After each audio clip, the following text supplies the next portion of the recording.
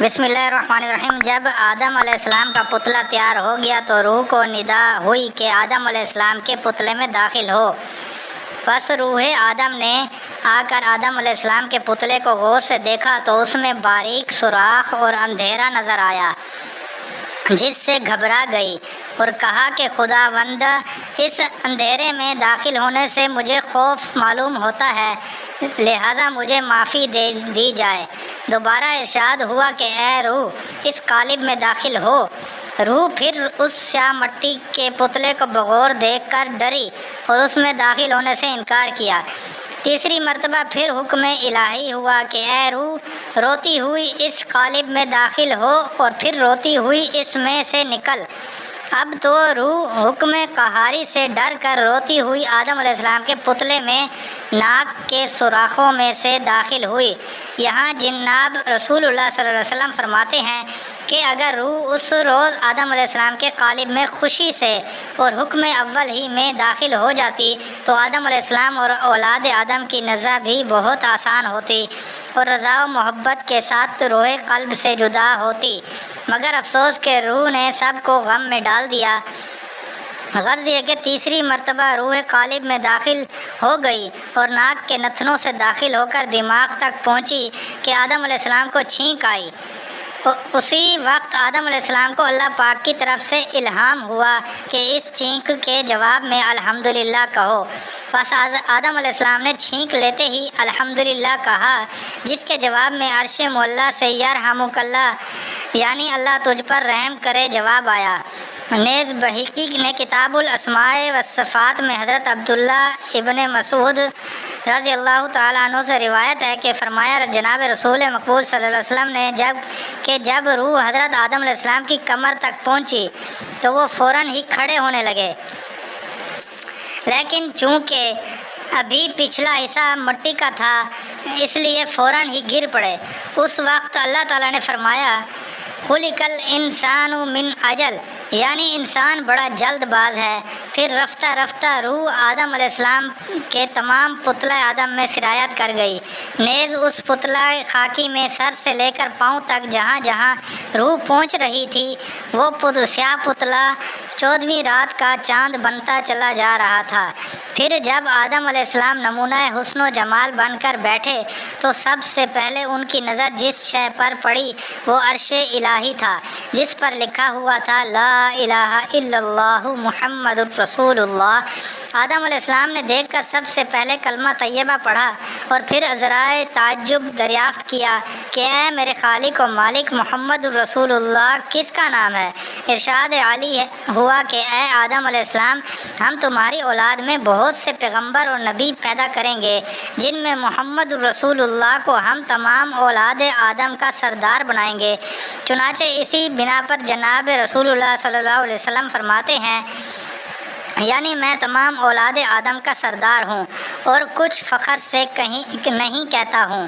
پھر ارشاد ہوا کہ اے آدم علیہ السلام، تم ہماری ایک نافرمانی کرو گے تو ہم اپنے اس پاک بندے کے طفیل تم پر رحم فرمائیں گے۔ یہ سن کر آدم علیہ السلام کے دل میں سخت اندیشہ اور رنج و ملال پیدا ہوا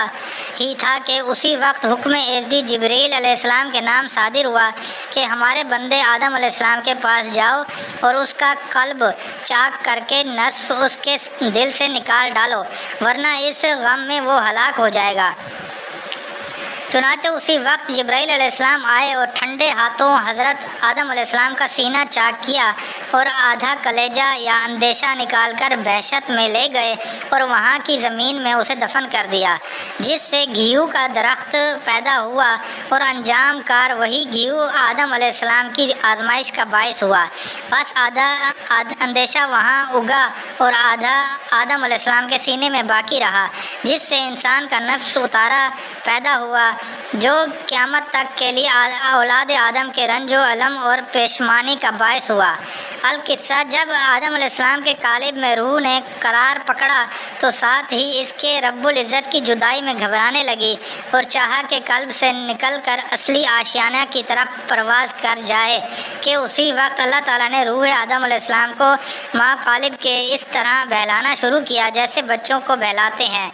یعنی یہ کہ آسمانوں کی سیر کرائی، کہیں جنت میں داخل کر کے وہاں سے مسرور کیا، مزید برآں یہ کہ ہر وقت اپنا سلام و پیام فرما کر شاد کیا، یہاں تک کہ آدم علیہ السلام کو ساری جنت کا مالک یا بادشاہ بنا دیا گیا اور آدم علیہ السلام جنت کے بادشاہ ہو کر اللہ تعالیٰ کے بے حد انعام و اکرام حاصل کرنے لگے۔ یعنی اللہ تعالیٰ فرماتا ہے کہ پھر ہم نے آدم علیہ السلام کو تمام چیزوں کے نام سکھائے۔ اس کی تفصیل اور تشریح کتب احادیث و تفاسیر اس طرح مرقوم ہے کہ حضرت آدم علیہ السلام کو اللہ پاک نے تمام ملائکہ اور تمام جنات اور ساری مخلوقات سے بہت کچھ زیادہ بزرگی اور عزت دینے کے لیے ازل سے ابد تک تمام چیزوں کے نام اور جملہ اشیاء کا علم محض اپنے الہام سے آدم علیہ السلام کے سینے میں اتار دیا اور عرش سے فرش تک کل چیزیں ان کے سامنے کر کے ان کے نام بتا دیے، یعنی پھر وہی تمام عالم کی چیزیں فرشتوں کے سامنے پیش کی اور فرمایا، یعنی اے ملائکہ اگر تم اپنے علم کے دعویٰ میں سچے ہو تو ان چیزوں کے نام بتاؤ۔ وہاں سوائے آدم علیہ السلام کے فرشتوں کو بھی خبر نہ تھی کہ ان چیزوں کے کیا کیا نام ہیں، بھلا کچھ ٹھکانہ ہے۔ 14 طبق کی کل کائنات فرشتوں کے سامنے پیش ہے اور ان کے نام ان غریبوں سے دریافت ہو رہے ہیں، یہ کیوں؟ یہ صرف آدم علیہ السلام کا اعزاز بڑھانے کے لیے۔ چنانچہ اس عظیم سوال پر 14 طبق کے فرشتے عاجز ہوئے اور سب نے انکساری سے عرض کیا، یعنی خداوندہ تیری ذات پاک خوب واقف ہے کہ ہم ان چیزوں کے نام مطلق نہیں جانتے، مولا ہمیں تو بس وہی علم ہے جو تو نے ہمیں عطا فرما رکھا ہے، یعنی ذکر خدا اور تسبیح الہی، اور فی الحقیقت تو ہی سب چیزوں کا جاننے والا ہے اور بڑا حکمت والا ہے۔ جب ان فرشتوں سے جنہوں نے آدم علیہ السلام کا پتلا بنتے وقت یہ کہا تھا کہ آپ ایسے شخص کو پیدا کرتے ہیں جو زمین پر فساد اور خون ریزی کرے گا، اظہار عاجزی و انکساری کرا لیا تو اب روئے سخن آدم علیہ السلام کی طرف ہوا اور فرمایا، یعنی اے آدم علیہ السلام ازل سے ابد تک اور عرش سے فرش تک جملہ اشیاء کے نام ان فرشتوں کو سنا دو، یعنی آدم علیہ السلام نے جو اس وقت یا قوت سرخ کے منبر پر جلوہ افروز تھے تمام چیزوں کے نام مسل دریا کی روح کے بتانے شروع کر دیے اور 14 طبق کی تمام چیزوں کے نام بتا دیے۔ اب تو فرشتے ششدر اور حیران ہیں اور اپنے دل میں کہتے ہیں کہ یہ وہی سیاہ مٹی کا پتلا ہے جو ابھی حجاز عرب کی زمین پر پڑا تھا۔ اللہ اکبر، اللہ اکبر۔ آدم علیہ السلام کو اللہ تعالیٰ نے کتنا زبردست علم عطا فرما دیا۔ ملائکہ ادھر حیرت میں گئے، ادھر ارشاد عالی ہوا، یعنی اے میرے فرشتوں، کیا میں نے پیدائش آدم علیہ السلام کے وقت تم سے نہ کہا تھا کہ اپنے 14 طبق کے اسرار اور بھید میں ہی خوب جانتا ہوں اور میرا علم 14 طبق پر حاوی ہے۔ پس فرشتوں کے دلوں میں آدم علیہ السلام کی عزت اور درجہ ہوئی کہ جس کی کوئی انتہا نہیں، اور آدم علیہ السلام کا علم ان کے حسن و جمال سے بھی کہیں مافوق ہو گیا۔